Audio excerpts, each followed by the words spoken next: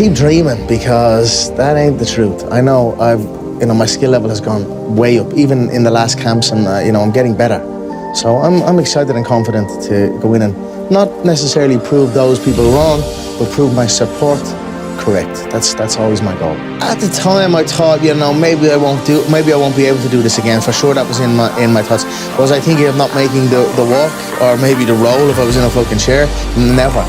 I was actually, where there's a will, there's a way, Ariel. If you're willing, you're able. And you only got to look at guys like the other notorious in the sport. There's a guy the only other notorious in the sport is a guy notorious. Nick Newell has no hand. Yeah. There's a way. If you're with disabilities or something that's wrong, you can find a way to compete. Look at, there's another guy, Zion Clark, a wrestling champion. He's got no lower half of his body. I saw him at the event. He had his MMA debut just recently, won. But he can walk on his hands. I'm never stopping this. I'm continuing. I'd wheel out into that octagon and I'd scoot into open guard if I couldn't brace on the leg. What got me to where I am and where I continue to go and where I will continue to go is an insane work ethic. Yes. And it's an insane work ethic that you can only put in that amount of work if you were doing something that you are passionate about. And that's what I have engaged my entire life's work in. Things that I am passionate about. You cannot fully commit to something if you are not passionate about it. So you must look at your surroundings, at the things you are involved in, and ask yourself, are you truly passionate about these things? Do you truly want to put every ounce of your being into these things?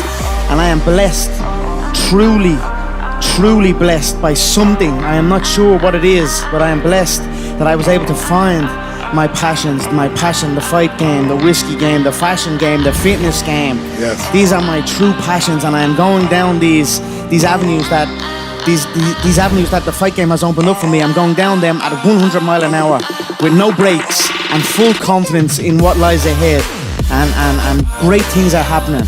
So I'm very, very blessed and very motivated. Like I said, my nutritionist travels with me full time. My doctors, my training partners, my coaches. Yeah. I have a full team, and it's all for health, fitness, and peak performance. You've got to be in shape. I think a trait of the successful is to train early, wake up and train early. You've got to be successful. You've got to be in shape. Yes.